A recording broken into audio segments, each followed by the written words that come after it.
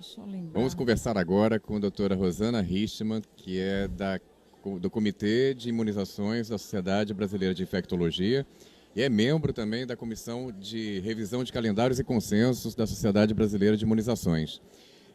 A doutora Rosana vai conversar com a gente sobre um aspecto muito importante em vacinação, que é a vacinação do paciente com HIV/AIDS.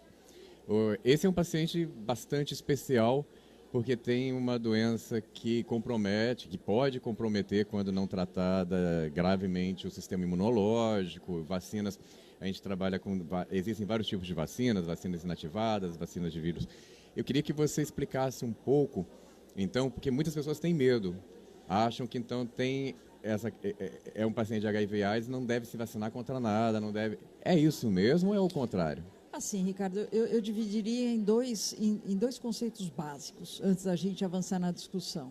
Esses pacientes que têm a resposta imune de alguma maneira não ideal, quando você compara com alguém da mesma idade, só que não vivendo com HIV, a gente tem a preocupação, de um lado, dele responder pior à vacina do que alguém que é HIV negativo. Então, a resposta imune dele é pior, isso de um lado.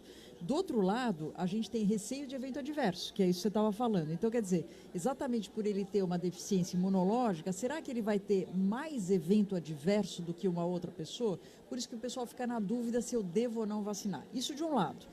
Do outro lado, ele é muito mais vulnerável a algumas infecções imunopreveníveis do que um paciente que não vive com HIV. Então, esses dois conceitos são fundamentais para a gente poder começar a nossa discussão. Então, assim, por isso que diferente de oncologia, de quimioterapia, de esplenectomia, que a gente tem muita pressa para iniciar a vacinação, o paciente HIV positivo, o paciente vivendo com HIV, a gente primeiro tenta deixar ele a hora que eu faço o diagnóstico, que ele tem carga viral elevada, que ele tem um CD4 talvez não tão bom, a ideia é não vacinar correndo. Só que daí tem outro dilema, eu falo, mas peraí, você está perdendo a oportunidade de vacinação, então tudo isso você precisa conversar com o seu paciente. Fala, olha, eu poderia te vacinar agora, começar a vacinação agora, antes dele iniciar o tratamento da terapia antirretroviral, mas esse não é o melhor momento imunológico. Então, assim, eu acho que o paciente HIV, para a gente resumir, não complicar. De um lado, é um paciente ele precisa da proteção através das vacinas. Do outro lado, ele tem o potencial para não responder tão bem, ele tem um potencial de eventualmente ter eventos adversos, e eu preciso deixar ele no melhor momento imunológico para poder indicar as vacinas. Ou seja, precisa ter uma integração muito grande, né, médico-paciente, um acompanhamento amplo da condição desse paciente. É muito individualizada, então, essa indicação. É muito individualizada e eu, infelizmente, tenho que falar que nem todos os meus colegas da infectologia se dedicam a entender a imunização.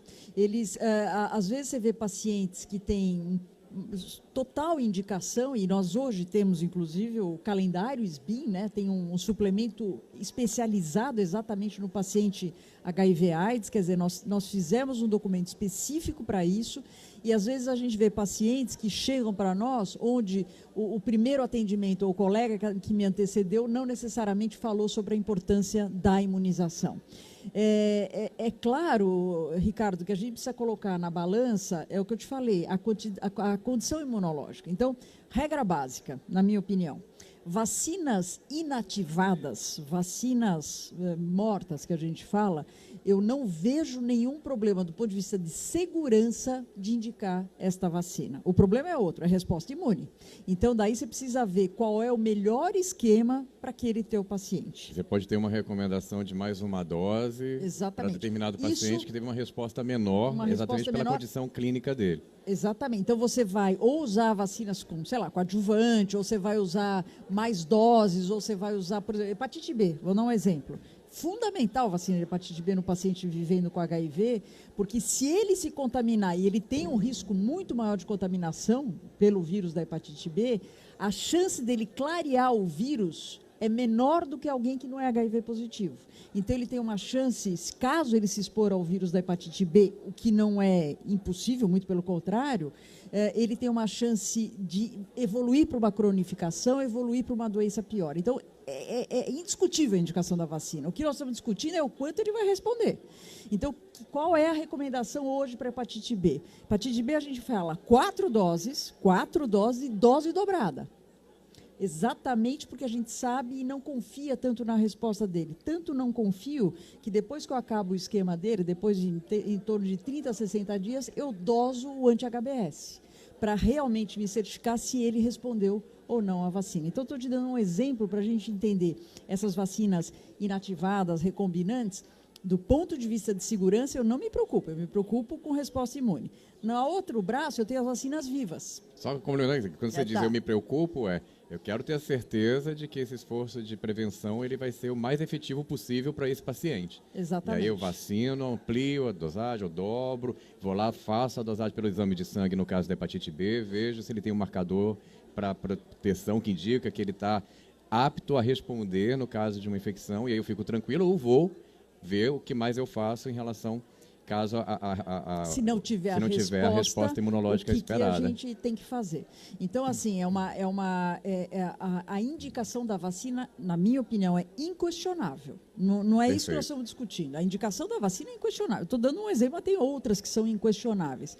O que a gente está discutindo é qual vai ser e por quanto tempo vai ser a real proteção desse meu paciente que tem um sistema imune não tão em dia. E o que os estudos estão mostrando também é que a hora que esse meu paciente, que começa a fazer o tratamento antirretroviral, que leva direitinho o tratamento, e ele consegue, por exemplo, ter um CD4 de 500 para cima, ele passa a responder como qualquer outra pessoa.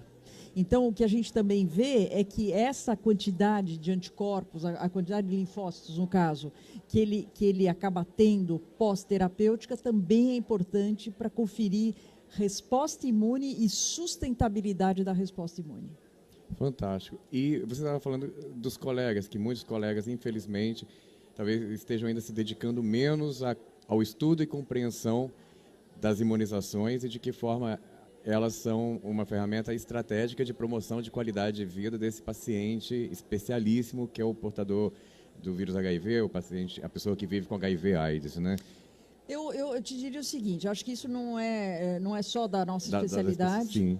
As especialidades, de uma maneira geral, que lidam com a imunização de adulto, é muito diferente da pediatria, né? Mas, e também a boa notícia é que a gente está vendo uma mudança nisso. Então, por exemplo, os centros de referências hoje, eu vou falar mais de São Paulo, que é onde eu estou, está cada vez mais preocupado com a imunização desses pacientes. Então, por exemplo, o centro de referência de tratamento do HIV/AIDS em São Paulo, eles já na primeira consulta, não sei nem se é o melhor momento, mas na primeira vez que esse paciente é acolhido, ele já é informado das vacinas, ele já é encaminhado para as vacinas.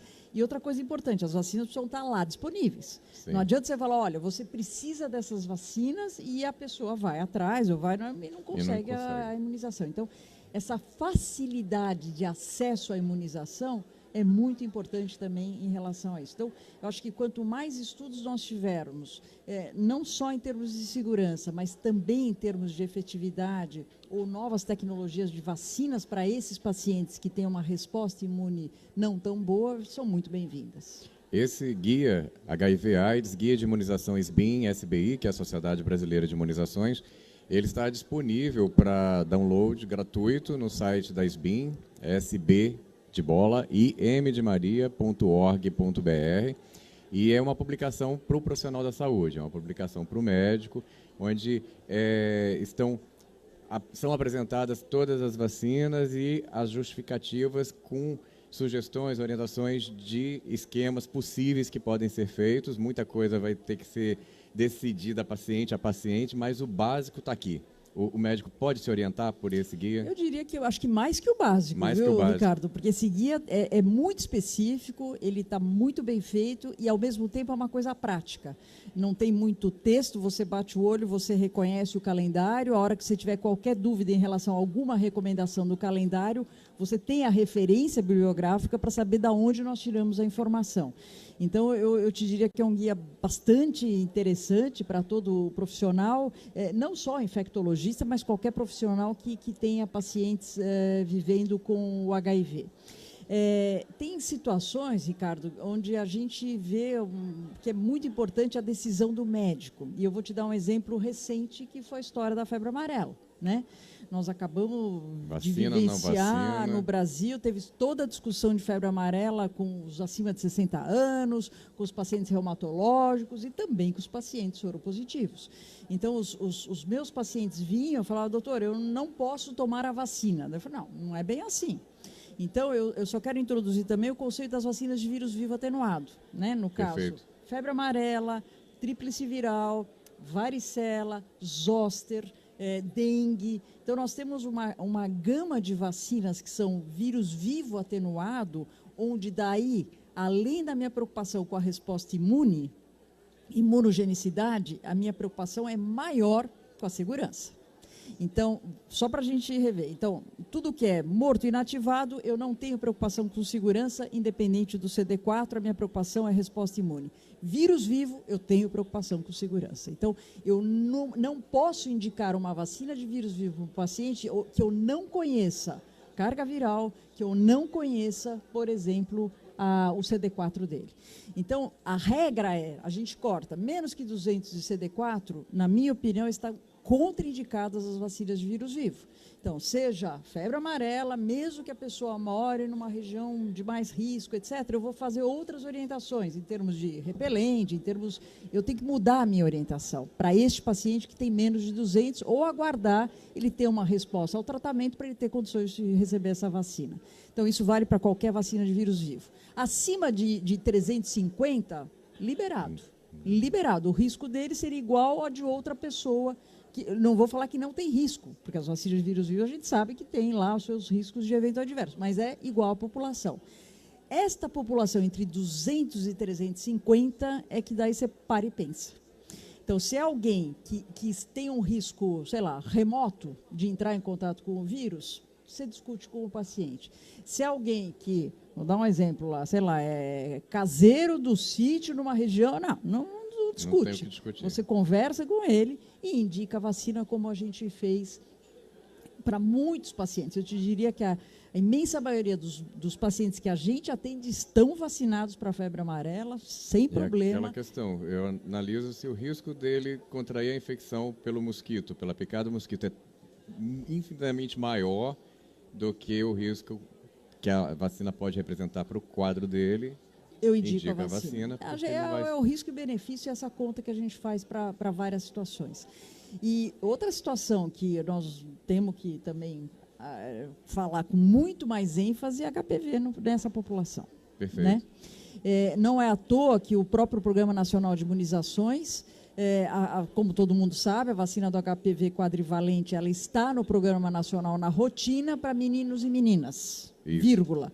Para os pacientes soropositivos vivendo com HIV, ambos os sexos até 26 anos de idade, como é a prescrição de bula.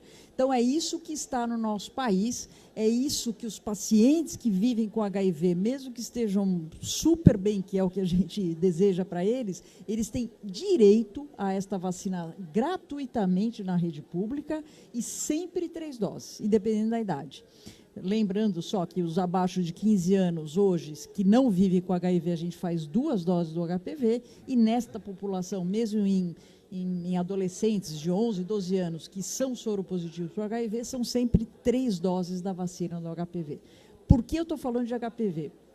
Uma das complicações e o risco maior que essa população tem é de complicações oncológicas, de complicações como câncer, câncer anal.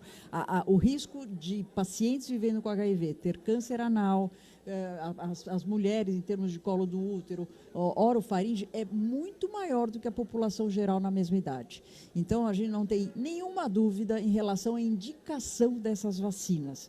De novo, eles respondem tão bem como quem não tem HIV? Não. A gente vê de novo que a resposta imune não é tão boa. Porém, é indiscutível a necessidade da vacinação.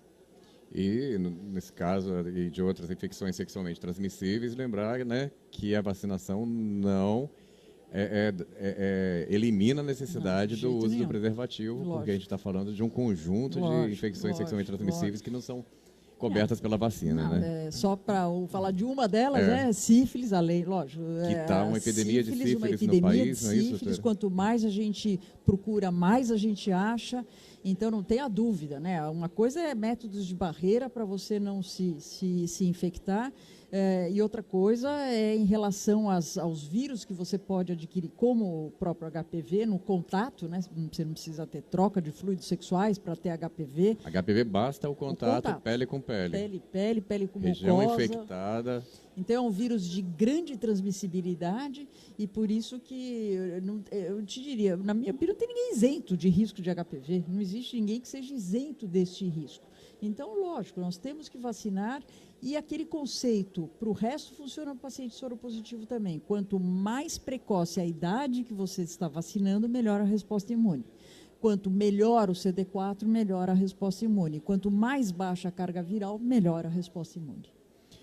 Lembrando também que para os pacientes a gente tem o site familia.sbim.org.br, onde é possível encontrar informações sobre todas as vacinas disponíveis, aprovadas pela Agência Nacional de Vigilância Sanitária para uso no Brasil, recomendadas pelo Ministério da Saúde, pela Sociedade Brasileira de Infectologia, pela Sociedade Brasileira de Pediatria, de Geriatria, Gerontologia, Federação das Associações de Ginecologia e Obstetrícia do país, a Sociedade Brasileira de Imunizações, ou seja, são as sociedades médicas, as sociedades científicas avalizando a importância desses imunobiológicos para a qualidade, para a saúde e qualidade de vida da população. Então, você que é leigo, você que quer buscar mais informações, acesse www.familia.sbim.org.br, que você também vai encontrar muita coisa lá e pode, obviamente, enviar o seu e-mail para a Sociedade Brasileira de Imunizações. Entra no site sbim.org.br, contato com a gente, manda seu e-mail que vamos ter o maior prazer em responder. Doutora, uma orientação para pacientes, esses pacientes especiais, HIV, AIDS, e para os médicos que cuidam desses pacientes em relação às vacinas. Diálogo, confiança, individualização do tratamento, aprofundar o conhecimento sobre imunizações para entender o quanto as vacinas podem ser muito úteis para evitar comprometimento do quadro principal e outros, trazendo outros quadros, né? O que você diria? Eu diria o seguinte, Ricardo, primeira coisa, a gente que lida bastante com esses pacientes, com essas pessoas, eles são muito, a adesão deles às nossas recomendações, eu diria que é melhor do que um paciente da mesma idade que não vive com HIV.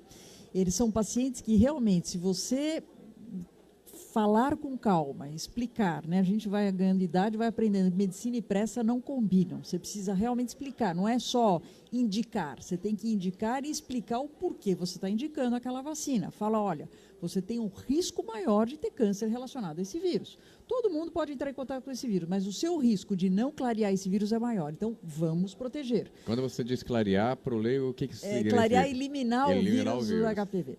Então, assim, eu acho que é um paciente que ele adere às suas... lógico, o médico precisa falar das vacinas, mas eles não se recusam a se vacinar. Inclusive, vacinas não previstas no Programa Nacional. Então, eu vou dar um exemplo. A vacina de pneumococo conjugada, ela não está hoje ainda disponível no Programa Nacional de Imunizações, mas ela está disponível no nosso país. Ela está licenciada pela Anvisa e é uma população, sim, que se beneficia com esta vacina. Então, a hora que você coloca para o seu paciente a importância da imunização, eles aderem. É bem bacana ver isso. E toda vez que o paciente retorna, eu sempre questiono se ele completou o esquema, se ele fez tudo direitinho, se ele teve evento adverso. Isso dá segurança para ele. Dá segurança para ele procurar outras vacinas, dá segurança para ele conversar sobre o assunto. E, mais legal, ele conversa, é uma população muito organizada, que eles também se conversam entre si. Então, o que acontece é que as outras pessoas vão sabendo, o médico dele indicou vacina, o meu não, será que eu também estou indicando? Então, eu acho que é muito bacana isso. 2, a infectologia é uma especialidade aberta para a prevenção. A nossa vida é prevenção. Então, eu acho que é mais fácil a gente conversar sobre isso do que, por exemplo, com a cardiologia, porque nós sabemos da importância disso daí. Então, Na minha opinião, o recado que eu te daria, acho que é colocar na prática, divulgar as coisas que às vezes os próprios colegas não sabem que tem. Isso tá você não precisa ter o papel, você Sim. pode ter, procurar online esse guia, é um guia bastante prático, eu acho que é uma forma, inclusive, de você, eventualmente até, não sei nem se eu deveria, mas fazer uma certa pressão em relação ao seguro-saúde também, falar, olha, está aqui no calendário da sociedade, Tá da sociedade justificado. brasileira, está justificado, e a gente começar também a mudar esse conceito de que essa conta não vá para o paciente. Sim, essa conta conta social. das vacinas que não estão no Programa Nacional, começar a realmente ver, porque nós estamos de prevenção, o que custa mais, eu internar um paciente por Sim. causa de uma pneumonia, eu fazer a prevenção? A relação custo-benefício ali para o plano de saúde, os convênios, Sem dúvida, acho que é imensa, cada né? vez mais nós temos que discutir Você deixa esse de assunto internar com um os planos. paciente que vai, às vezes, precisar de cuidados por longo prazo, às vezes de uma internação em UTI, o custo é muito alto, e se você previne isso com uma dose de vacina, é um benefício enorme para ambos, Não, né? Sem não tenha contar para dúvida, é o uma indivíduo, questão mas da do ponto de gente- vista econômico do negócio, seguro-saúde, eu acho que, né, É isso perfeito. aí, é isso aí. Então, a dica para o paciente também, meu médico não falou sobre isso comigo, do meu amigo falou. Converse com seu médico, Converse com seu pergunte médico. o que ele sabe a esse respeito, troca ideias. Eu diria Precisa para ver. esse paciente, o seu médico não falou, não porque ele seja contra a vacina, porque ele realmente é um paciente que tem tantas características, muitas vezes algumas angústias, algumas incertezas, então, sem dúvida, você tem que passar muita tranquilidade para esse paciente, mostrar para ele os resultados super positivos com os tratamentos que nós temos hoje, disponível gratuitamente, que ele vai ter uma vida boa desde que ele seja regrado no tratamento, tudo muito provavelmente vai dar muito certo na vida dele, vai fazer planos, vai ter filhos, vamos em frente. E se o médico não falou, provavelmente é porque ele não que ele seja contra. Então, acho que se você está ouvindo falar sobre isso, seu médico não falou com você sobre a imunização, converse com ele. Eu tenho certeza que ele vai te indicar e, se Deus quiser, se basear no nosso guia. Perfeito, doutora Rosana Ristmann, conversando com a gente sobre a importância da imunização do paciente que vive com HIV/AIDS. Aqui está o guia. A doutora Rosana é uma das autoras deste guia elaborado pela Sociedade Brasileira de Imunizações em parceria com a Sociedade Brasileira de Infectologia. Entra no site sbim.org.br, faça o download gratuito, um PDF, pode ter no seu celular, pode ter no seu tablet, no seu computador, enfim. Não tem motivo para não ler. Não é isso, doutor? É isso aí. Muito obrigado. Imagina, prazer estar aqui com vocês.